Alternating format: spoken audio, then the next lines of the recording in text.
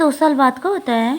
आर्सेलिना अपने कमरे में बैठी हुई होती है और उसके टेबल पे एक डॉक्यूमेंट होता है। लेकिन तभी कोई बोलता है आर्सेलिना। सुन के आर्सेलिना पीछे पलट कर देखती है तो वहाँ वही लड़का होता है। वह बोलता है कब जा रहे हैं? आर्सेलिना बोलते हैं मैं जल्दी ही रवाना होंगी। वह मुस्कुराते हुए बोलते हैं हाँ, ग्रेजुएशन हो जाने के बाद बस चले जाना अजीब लगता है। वह सोचता है मैं गैरीनुमो का सबसे ज्यादा सैनिक बनाना चाहता था, लेकिन घोड़सवारी की अचानक घटना ने उन्हें एक मार्केस पद का उत्तराधिकारी बना दिया। आर्सेलिना बोलती 30% से कम लोग सेना में भर्ती होते हैं। आपने यहाँ जो कुछ भी सीखा है उसे अच्छे से इस्तेमाल करें। अजीब सा चेहरा बनाते हुए बोलता हालांकि आपके पिछले कामों को देखते हुए शायद ये आपका पेशा नहीं था, तो क्या आप वापस महल जा रहे हैं? आर्सेलिना बोलती मुझे ये पसंद नहीं है। यह सुनकर वह बोलता जो हमेशा क्लास में टॉप पर रहता था उसने आपको कमीशन की पेशकश नहीं की थी। आर्सेलिना दूसरी तरफ देखकर मुझे कोर्ट में काम है, मैं माँ को एक अलग महल में ले जा रही हूँ, हम कुछ सालों के लिए उत्तर में छिप जाएंगे। ये सुनकर वे घबराते हुए बोलते महाराज इसकी अनुमति नहीं देंगे। आर्सेलिना दूसरी तरफ देखते हुए बोलते वे नहीं करेंगे, मैं उन्हें चुपके से बाहर निकालूंगी। वह लोग इसी तरह नॉर्थ की बातें करने लगते हैं। वह हार मानते हुए बोलते हैं मेरे जानने वालों में से यकीनन सबसे ज्यादा पागल हो। ये सुन के आर्सेलिना मुस्कुराते हुए बोलती मजेदार, मैं भी तुम्हें देखकर यही सोचती हूँ। यह बोलकर वे दोनों ही मुस्कुराने लगते हैं। वह अपना हाथ आगे बढ़ाते हुए बोलता है इसे सफल बनाओ और सब कुछ ठीक हो जाने पर मुझे संपर्क करो। यह बोलकर वे दोनों आपस में हाथ मिलाते हैं। आर्सेलिना बोलती जरूर फिर मिलेंगे। हमें पता चलता पैरानासा के राजा की मौत हो गई, गोडल काइल, इसके बाद युवराज की मौत हो गई। राजकुमार और राजकुमारी रानी भी एक के बाद एक उन्होंने अपनी जान गंवाई। केवल 2 ही लोग जीवित बचे, तीसरा राजकुमार जिसकी जीभ और पैर लकवाग्रस्त हो गए थे, 5वां राजकुमार जो अंधा हो गया था। अनोखे संकट में शासकों को सत्ता से हटाने के साथ शक्तिशाली लोगों के मन में केवल एक ही बात थी। और तभी दरवाजा खुलता है, ग्रैंड जनरल अंदर आते हैं और यही सोचा जा रहा होता है कि अगला राजा कौन होगा। जनरल आके कुर्सी पे बैठ जाते हैं। वो बोलते हैं क्या हम हमेशा के लिए सिंहासन खाली छोड़ देंगे? पैरानासा वंश का अंत हो चुका है यहाँ उपस्थित सभी लोगों से। तभी जनरल बोलते हैं पैरानासा की वंश परंपरा अभी तक टूटा नहीं है। ड्यूक जनरल से बोलते तो फिर कौन है? आर्सेनियो थीनियानियो पैरानासा, 5वीं राजकुमारी लेडी आर्सीला की पुत्री।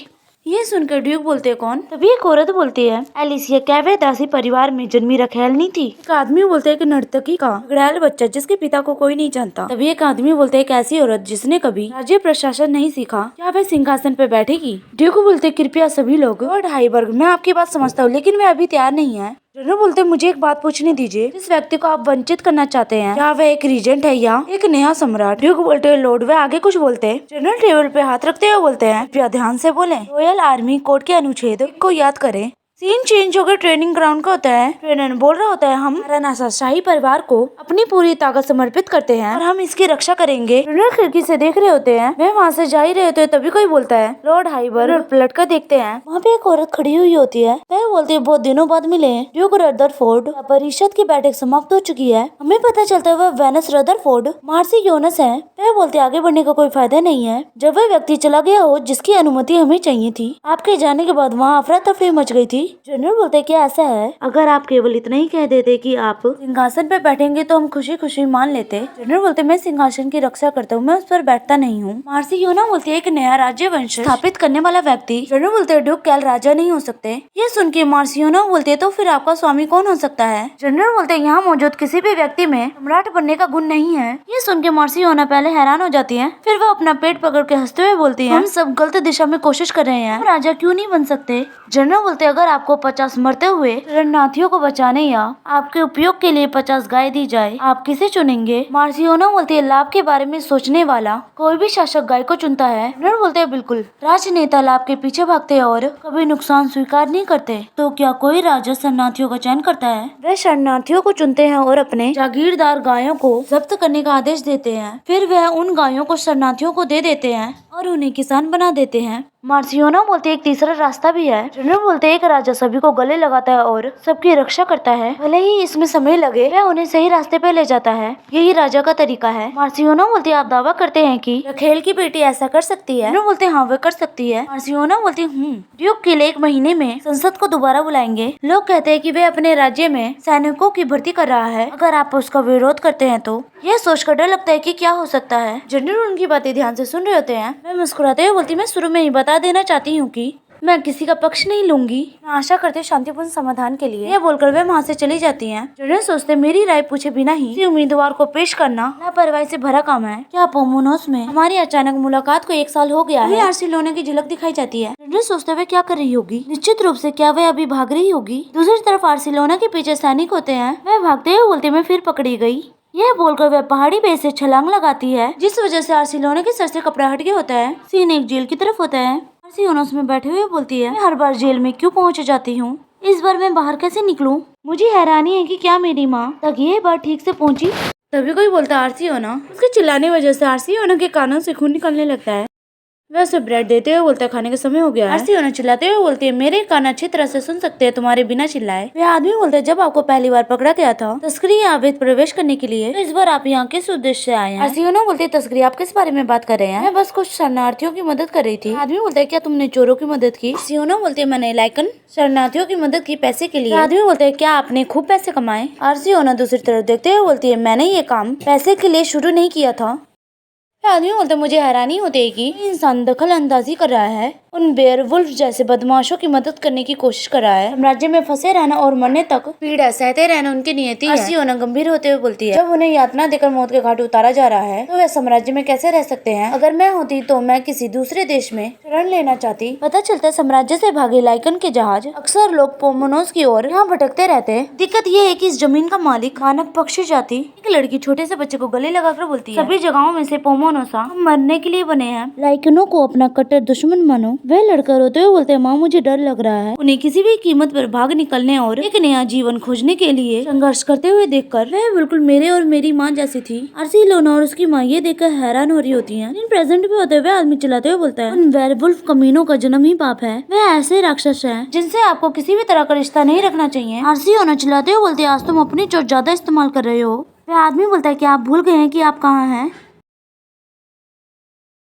आर्सिलोना बोलती है, मेरे कहने का मतलब ये है कि अगर मैं उनकी मदद नहीं करूं जिनसे तुम इतनी नफरत करते हो, उन्हें किसी दूसरे देश में पहुंचा दूं, क्या ये सबके लिए अच्छा नहीं होगा? ये एक शांतिपूर्ण समाधान है। आदमी बोलता है, बिल्कुल नहीं, दलील करना गैर कानूनी है। इंसानी बच्चा। आर्सिलोना उसके शब्दों को दूर करते हुए बोलती, हाँ मुझे इतना तो पता है। वह ब्रेड उठाते हुए सोचती है, मेरी योजना राजा की मृत्यु तक चुपचाप इंतजार करने का है, लेकिन एक दो की मदद करने के बाद मैं महान परोपकारी व्यक्ति बनना चाहती थी जो लाइकन को शरण दिलाने में मदद करता है। वह ब्रेड खाते हुए बोलती, क्या मुझे कहीं चले जाना चाहिए? आदमी बोलते है, जल्दी ही कोई आपके पक्ष में गवाही देने आ रहा है, इसलिए कृपया वापस मत आना। आर्सिलोना उसकी तरफ देखते हुए बोलती है, कौन? मन में कहते ये नहीं हो सकता। तभी वहाँ कोई आ रहा होता है। आदमी बोलते हुए, जल्दी यहाँ पहुँच जाएगा।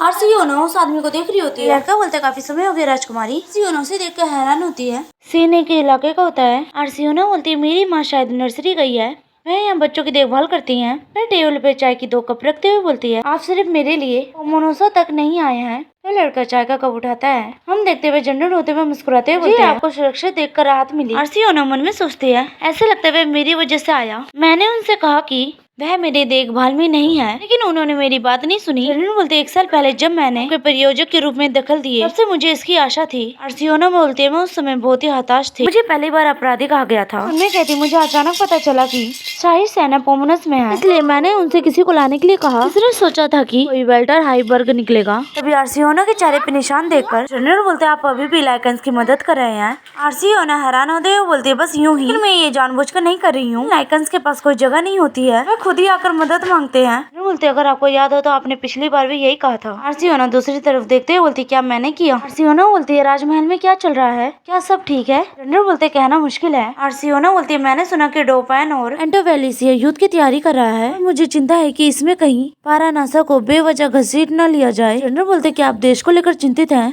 आर्सिलोना बोलते, मैं शायद पैरानोसा में ही फंसी रहूं, लेकिन मैं अब भी पारानासा का नागरिक हूँ। जनरल को कुछ न बोलता देख आर्सिलोना घबरा रही होती है। जनरल बोलते, क्या आपका पारानासा लौटने का कोई इरादा है? आर्सिलोना बोलती है, क्या? जनरल बोलते, 10 दिन पहले राजा की मृत्यु हो गई। सुन के आर्सिलोना हैरान हो जाती है और उसके हाथ से चाय का कप छूट जाता है। वह मन में सोचती है, पहले से क्या 2 साल बाद नहीं है? जनरल बोलते हैं, 6 महीने पहले उच्च वर्ग के लोगों में एक अजीब सी बीमारी फैली हुई है। राजा, क्राउन प्रिंस और बाकी सभी राजकुमार उस महामारी से मृत्यु हो चुकी है। इसलिए राजकुमारी यह बोलकर वे आर्सिलोना के सामने आते हैं और उसके सामने झुकते हुए बोलते हैं, अगर आप अनुमति दे तो मैं आपको पारानासा के 19वें सम्राट के रूप में समर्थन देना चाहता हूँ। सीन अगले दिन को होता है। आर्सिलोना की आंखें अपनी बेड पे खुल जाती है। बेड पे बैठते हुए बोलती है, इतना समय हो गया है। उसे बाहर से कुछ आवाजें सुनाई दे रही होती है। वह खिड़की के पास जाती है। बाहर तलवार से लकड़ी काट रहे होते हैं। जनरल उन्हें देखकर आर्सिलोना कांपते हुए बोलते, क्या उसे ठंडी नहीं लग रही? क्या वह राक्षस है? तभी उसे कल की बात याद आती है जब उसे पता चलता है राज्य परिवार का सफाया हो चुका है। मुझे पता था कि बीमारी को कैसे बढ़ाया जा सकता है, इसलिए मैंने पोमोनोसा में आने से पहले कुछ उपाय किए, लेकिन मुझे नहीं लगा था कि वह इतनी जल्दी मर जाएंगे। मेरी योजना के अनुसार मुझे 3 साल में सिंहासन पर बैठना था। तब तक पारानासा 3 राज्यों के बीच युद्ध में उलझ चुका होगा और राजा का अधिकार कमजोर हो चुका होगा। उस समय योजना ये थी कि वाल्टर को अपने पक्ष में कर लिया जाए और सिंहासन अपने आसीन हो जाए, लेकिन इस अचानक प्राकृतिक बीमारी के कारण कुछ बिगड़ गया है। ये सही नहीं लगता है, फिर भी मुझे उस आदमी को अपने पक्ष में करने में कामयाब हो गई हूँ। क्या मुझे इस बात से खुश होना चाहिए या नहीं? घर के बाहर जनरल अभी भी पेड़ काट रहे होते हैं, लेकिन तभी उनकी नजर आरसीओना पे जाते हैं। वह बोलते हैं, आप जग गई? आरसीओना चाय की केटली पकड़े हुए बोलती है, इस समय क्या कर रहे हैं? जनरल बोलते, मैं जलाने के लिए लकड़ी काट रहा था। आरसीओना बोलते, लेकिन कुल्हाड़ी उधर है। जनरल बोलते, मैं जानता हूँ। आरसीओना बोलती, अगर आप ऐसे ही रहेंगे तो आपको सर्दी लग जाएगी। जनरल बोलते, मैंने ठंडी जगहों पे ट्रेनिंग ली है और मुझे कोई दिक्कत नहीं है। आरसीओना मुस्कुराते हुए बोलती, मेरा मतलब वो नहीं था। लेकिन जनरल को कुछ समझ नहीं आता है। वह मुस्कुराते हुए बोलती, मुझे आपसे बात करनी है, तो क्या आप कुछ कपड़े पहन सकते हैं? फिर बस जनरल कपड़े पहन के आ गए होते हैं। आरसीओना उन्हें चाय का कप देती है। जनरल चाय का कप लेकर उन्हें धन्यवाद बोलते हैं। आरसीओना मन में सोचती, मैं चाहे उसे किसी भी तरह देख लूं, वह बिल्कुल भी सैनिक जैसा नहीं दिखता। लेकिन तभी उसकी नजर तलवार पे जाती है। वह बोलती है, क्या इतनी कीमती तलवार को ऐसे ही पड़े रहने देना ठीक है? जनरल बोलते, अगर आपको इससे परेशानी है तो मैं इसे हटा दूंगा। यह बोलकर वह अपने हाथ सामने की तरफ करते हैं। वो तलवार तेजी से उनके हाथ में आ जाती है। देख के आरसीओना हैरान हो जाती है। जनरल बोलते, मुझे माफ कर देना आपको हैरान करने के लिए। आरसीओना पूछते, क्या तलवार अपने आप वापस आ जाती है? जनरल बोलते, मेरे पास जितने छोटे मोटे हुनर हैं, उनमें से ये सबसे ज्यादा उपयोगी है। आरसीओना पूछते, क्या आपके पास कोई और तरकीब है? तभी जनरल अपने पैर के पास पड़ी लकड़ी को ऊपर उछालते हैं और ऊपर की तरफ देखते हुए बोलते, मैं अस्थायी रूप से वस्तु या जीवित चीजों को घेरे में बंद कर सकता हूँ। आरसीओना उस लकड़ी को हवा में देख हैरान हो गई होती है। इस स्थिति में ग्रैंड जनरल अकेले ही दुश्मनों के शिविर पर हमला नहीं कर सकता था। सबको जमा सकते और दुश्मन के कमांडर का सर काट कर वापस ला सकते हैं। जनरल बोलते, ये 3 मीटर के दायरे तक सीमित है और 5 सेकंड तक के लिए। वह सोचते, दुर्भाग्यवश ये सबसे ज्यादा शक्तिशाली क्षमता है। आरसीओना बोलती है, सच कहूँ तो आप बहुत ही अद्भुत हैं। आपके लिए पारानासा में रहना बेकार है। इसे समझना और भी ज्यादा मुश्किल हो जाता है। आप जैसा सेनापति मुझे महारानी क्यों बनाना चाहेगा? जनरल बोलते, क्योंकि आप किंग का वंशज है, राजकुमारी।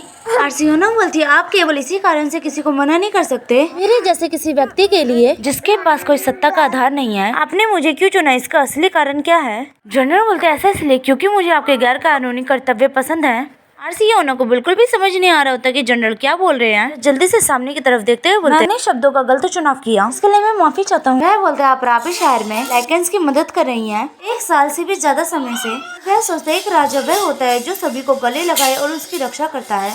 वह व्यक्ति जो एक न्यायपूर्ण भविष्य के लिए हानि सह सकता है। तभी आरसीओना बोलती है, क्या बस इतना ही? जनरल बोलते, राजकुमारी, मैंने आप में एक बुद्धिमान शासक के गुण देखे हैं। मैं अपना जीवन आपकी सेवा में समर्पित कर दूंगा, सिर्फ इसे साबित करने के लिए ही सही। यानी अगर आप मुझे अपने साथ रहने की अनुमति दें। आरसीओना सोचती है, अगर वह मुझे पसंद करते तो बस इतना ही काफी है। इसके अलावा ये वही तलवार है जिसे मैं वैसे भी हासिल करना चाहती थी। आरसीओना बोलती है, बाद में पछतावा होने पर भी आप पीछे नहीं हट सकते। जनरल बोलते, सही। आरसीओना खड़े होते हुए बोलती है, तो फिर चलिए एक बार कोशिश करके देखते हैं। ये सुन के जनरल भी खड़े हो जाते हैं।